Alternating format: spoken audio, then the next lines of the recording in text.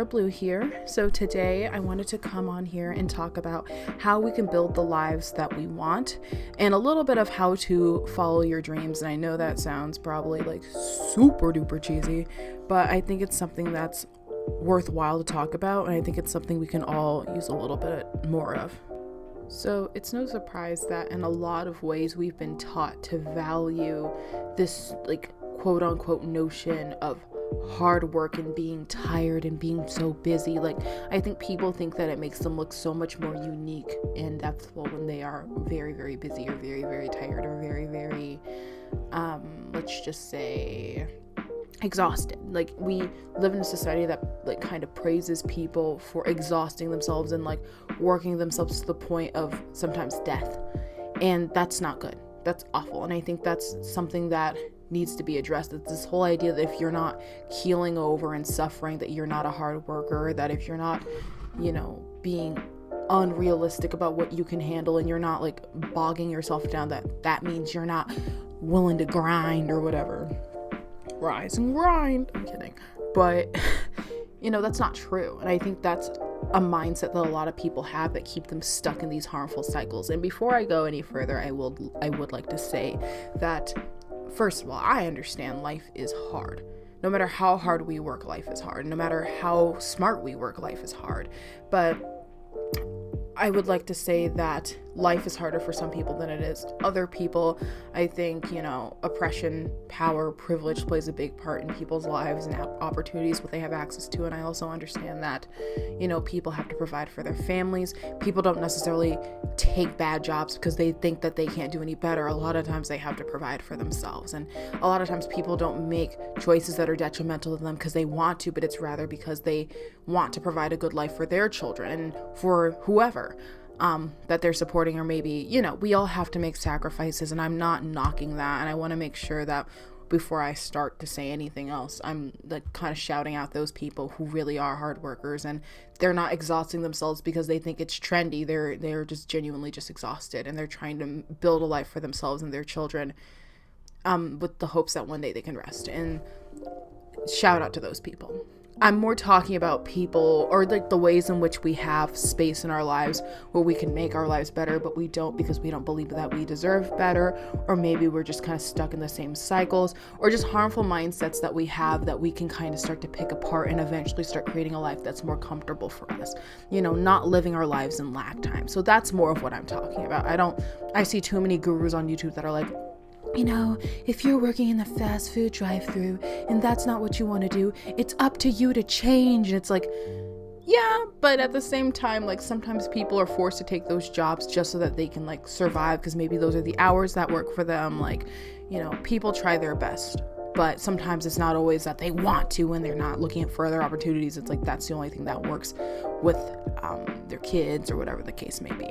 And so I want to make sure I'm just giving that disclaimer, because I see too many people, like, it starts to turn into some like weird classist, insensitive, like granola munching bullshit that's super privileging, and I'm like, nah. we're not here for that. But yeah, I kind of want to go back to what I was saying earlier. We live in a society in which we value working hard over working smart.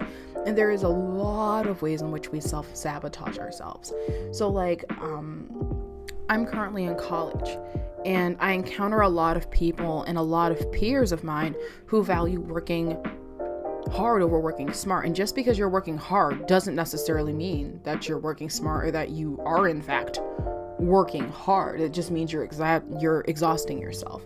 And so the one thing I hear all the time is like kids who are like, oh my god, I'm taking this class, I'm taking this many credit hours, oh my god, it's like I'm doing this and this and this and this, I'm doing this and this and this, I'm up all night studying, I'm taking all these hard classes. And they're saying it like they're so tired, but they're also saying it kind of like they're bragging. It's one of those things where they think that their tiredness and their exhaustion and their busyness is this badge of honor that they wear, and they think that it makes them so like hard. They're more chasing the appearance of looking hardworking than actually like being a person who's committed and passionate about what they do and who's willing to actually like work smart to get to their goals. They're more chasing images than they are actual fulfillment, and that's what's wrong. Because a lot of these kids, they are tired, they are exhausted, they are busy. but they're kind of doing that themselves. So, and I've been guilty of this myself. A lot of times I thought that I had to exhaust myself now in my undergraduate years, and as a young person, I thought I had to exhaust myself. And then at some point in my life, if I just rammed myself into the ground now, that at some point in my life I'd reap the benefit and I get back all the time that I'd lost, and I'd get great jobs and all these opportunities and all these things. But it didn't take me long. A few years into my college career, I was like, that's not right. That's not how this works. Because I started looking at my peers who had taken my same route and who had graduated, and they weren't doing any better than the people who were working smart.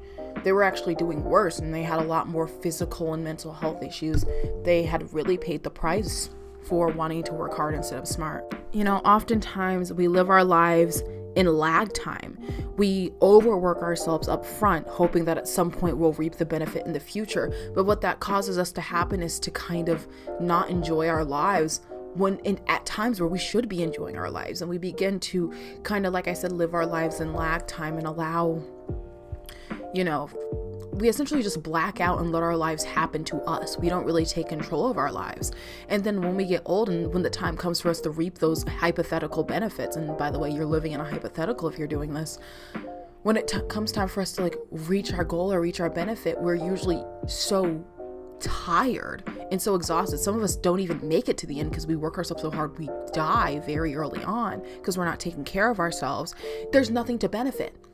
All that money doesn't go towards you enjoying your life. It goes towards you paying your hospital bills, or it goes, and I'm not saying if you fall sick that means it's because you don't take care of yourself, because sickness happens whether you take care of yourself or not. But a lot of times we don't ultimately reap the benefit, and even when we do, we look back on our lives and we start to get depressed, and we're like, oh my God, I wasted my whole life trying to save up for now, and now I'm older.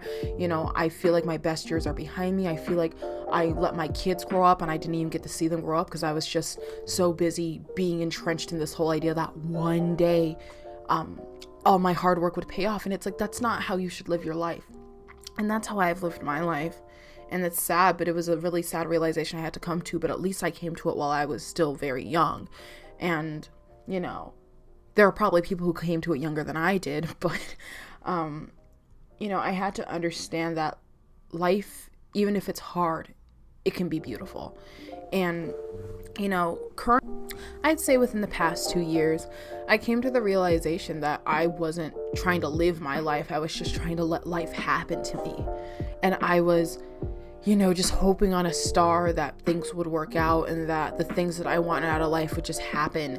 And it wasn't because I wasn't driven. I was working super duper hard, but I was working so hard to a point where I wasn't enjoying my life. And I was realizing I was taking crappy jobs. I had taken this terrible job that I got a lot of money from. I mean, I made decent money, but it was so stressful and horrible, and there was very few redeeming qualities. It was chaotic, and I had all these toxic people in my life. When I was putting together my class schedule, I was taking all these hard classes because I was like, well, I have to take them at some point. I might as well take them now, and I need to learn how to work harder. And I'm an incredibly hard worker. I am one of the hardest working people I know, and I'm not trying to toot my own horn, but I will give myself credit where credit's due. I have a busy bee gene. So I just recently opened up my own business. I did all these different things, and I still do. I'm a practicing artist. I actively make work. I'm a busy bee, and I'm a hard worker because I'm really passionate.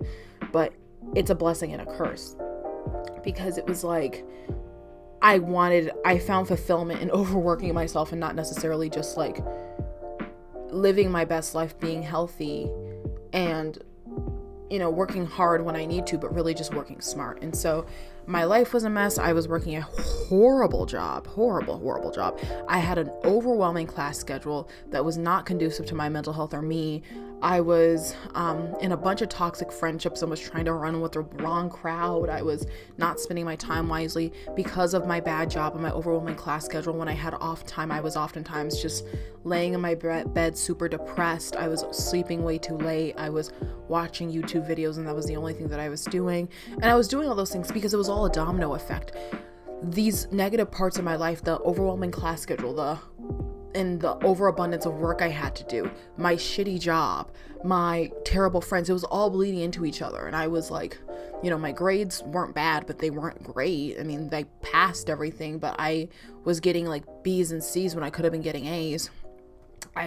Got sick all the time. I was, my mental health was a hot mess. I was having horrible panic attacks. My CPTSD was out of control. It was so bad.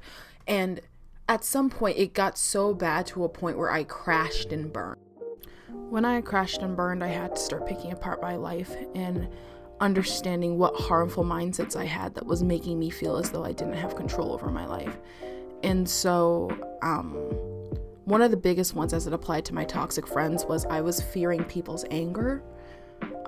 Fearing people's anger has kept me back in a lot of ways in my life. And I have, not stood up for myself, and I have allowed people to walk all over me because I was afraid of their anger. And it was a valid fear. And for years I was angry at myself for letting myself do that. But at the end of the day, I did it because I was afraid.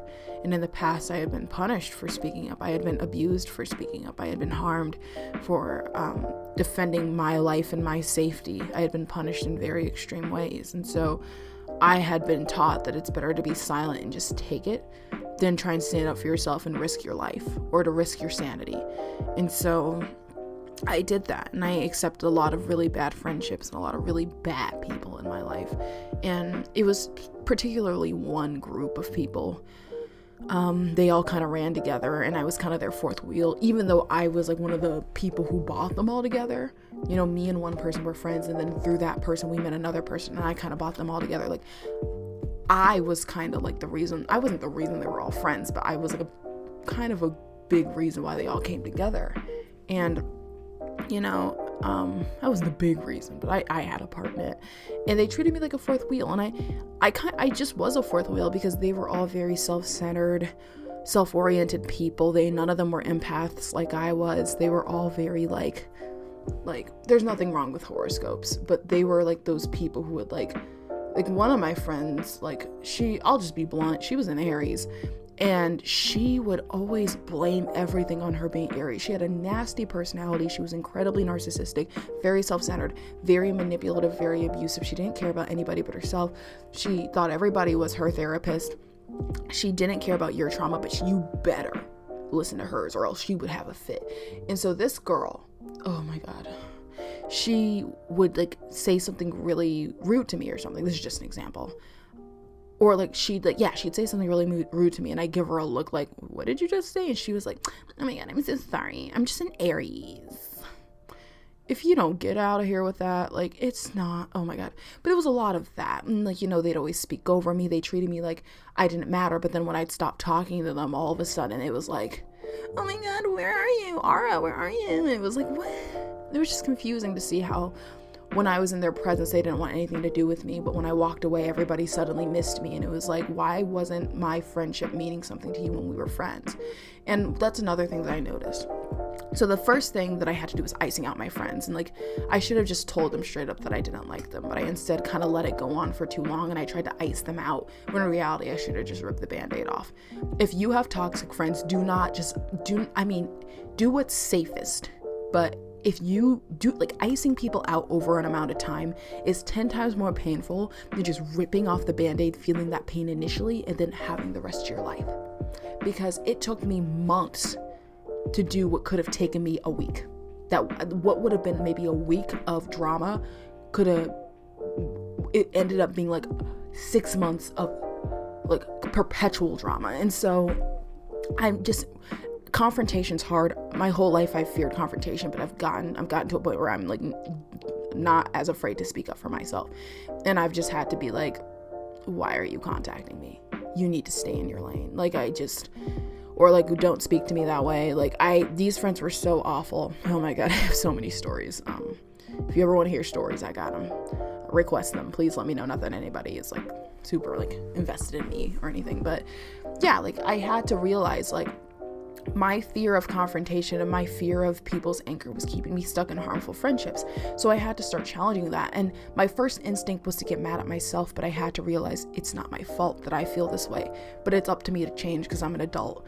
And so I slowly began to ice people out. And what I noticed was, again, they were mean to me and like kind of dismissive of me when we were friends. But as soon as I started walking away, the funniest part was to watch them all like, oh my God, Aura, where are you going? Like, I thought we were friends. Like one girl, oh my God, one girl would just put on the theatrics. Like, she was like, how are you doing? How's your mental health? Oh my God, I miss you. And like, I'm an artist, and so I'd like post my art or I'd like do something. She'd be like, oh my God, this is so amazing. This is so great. Like, you're so talented. You're so amazing. You're so great. It's like, why weren't you saying this when we were friends? And she would say it, but it was like after she had said something mean and she was trying to like kind of cover her tracks, or she had like she would say it kind of, she was that person who, have you ever met people who have plants and they like don't water the plants, and then all of a sudden they're like, oh I gotta water my plant, so they like dump a bunch of water on their like already dying and wilting plant, and that doesn't like help the plant, it just puts the plant in shock and kills it because it's like you can't just like not water your plant for 3 years and then be like, huzzah! And then like throw water on it and expect it to like bounce back. Like, you're like, at that point it's like the plant needs, like, you can't just, they underwater it and they overwater it. So it was like, that's kind of what she was doing. So when we were friends, she was underwatering me, but then when she'd see me kind of drifting away, she'd like be like, oh my God, I love your art, oh my God, I love this about you, I love that about you. And then when I just started walking away, she was just like, oh my God, you're so amazing, you're so this. And she started like sliding in my DMs all the time, like, you're so amazing, we need to get coffee, like, I just love you, and you're just so talented, and you're just so beautiful. And I'm like, girl, why weren't you saying this when we were friends? When we were friends, you were ignoring me, speaking over me, yelling at me, you were constantly putting me down, you were treating me like I was your therapist or like I was your mom and I had to listen to your problems, and you never ever asked me anything about myself. You got mad when I talked about myself. You know, these are bad friends. So if you have friends like this, dip them, don't ice them out, rip the band-aid off, go through the 2 days of drama, if even that, and let it be done. Don't fear people's anger. Second thing, I had a horrible job. My job was trash, my job was shit, and I just recently quit, actually. And so that was one of those things where that initial, when I crashed and burned, I made a lot of changes, and these changes happened subtly. These were not automatic changes. These changes happened over the course of a year, and a little less than that, maybe like a little less than a year. But these changes happened over the course of several months. And it took a long time before change actually started to happen. And so I'm like, cutting out my friends was one of my first changes. And like I said, maybe I didn't mention this, but once I cut out, like, all I had was toxic friends. I didn't have healthy friends. So I cut out everybody and I was alone. And I'm not somebody who minds being alone. I spend most of my time alone anyways. But it's a different feeling of aloneness when you're alone because you've realized you've surrounded yourself with harmful people and you've cut them out. It was kind of like a stark silence that kind of slapped me in my face, but I chilled by myself for a while. I doubled up on my self-care. I kind of sat with my demons and I let them slap me around, and I had to confront the things that I had done, and I hated myself. And even though I was trying to take care of myself, it was hard and it was fucked up, but I eventually just decided I don't really want to seek out friends or look for people to have in my life. I'll be okay on my own, and I'm just going to do my own thing. And when I did that, what automatically started to happen was like a lot of good people came in. So I have one friend whose name I'm not going to say anybody's name, but we'll call her Bagel. She's absolutely awesome. I've had to set some boundaries, but even besides that, you always need to set boundaries in your friendship. She's been a really awesome friend, and I'm so grateful for her. And also I have another friend named, we'll call him Scissors. I'm just naming things that are near me. Scissors is a great friend. He's amazing. He's one of my best friends, and I love him so much. And he has lived through similar things to me, and we're very similar, and he's helped me. I talk to him almost every day. He's amazing. I have somebody else in my life who is kind of an authoritative figure over me, and she's amazing. She has literally just changed my life, and I'm so grateful for her. And I have another person in my life who's so kind and just so great. I'm sorry, I'm starting to cry because I had never had people in my life who loved me and who cared about me. And I had so many bad friendships and abusive friendships and relationships to a point where I just told myself, you know what, maybe I'm just not meant for people. And I just told myself I'm okay being by myself. And I stayed by myself. And it was so funny because once I just allowed myself to be by myself, like, my life changed. Like, as soon as I said to myself, I want nothing to do with people, all of a sudden, very slowly, the right people started coming in. because, and it wasn't, I wasn't even, like, as soon as I stopped paying attention to trying to make friends and I just focused on my life, all the right people started coming in, and they weren't forcing their way in. It was just like, hey, we have this in common, or hey, I'm here and you're here. Not to say it was like, hey, I'm at the gym and you're at the gym, let's be best friends. It was just more like they had my common interest. It was a more natural attraction as opposed to me just being like, oh my god, I need a friend, hey you, which is kind of what happened with my other friendships. And even with them, like, I was very slow to let a lot of them in, but they were okay with that because they understood that I had been hurt and they had been hurt too. Like, one of my friends, I see her almost every day. She's so awesome. We work at the same place, and a few days ago we went to a bar and we hung out, and it was so great. And I hadn't had a conversation like that, or had spent time with anybody like that in like years. Like, I felt like I had like a best friend. And I do have a couple of best friends now, but I haven't really had like a close friend since I was a child.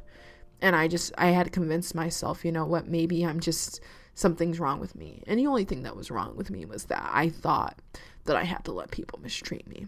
But it was just funny to see how, like, when I finally, stopped and just let life happen, and I just started paying attention to myself, and I just kind of let my demons just kind of do their thing, and I had to let my pain run its course, and I just started focusing on me. It's funny to me how, like, all the things that I thought I'd never get, all my great friendships just came to fruition, and I'm so grateful.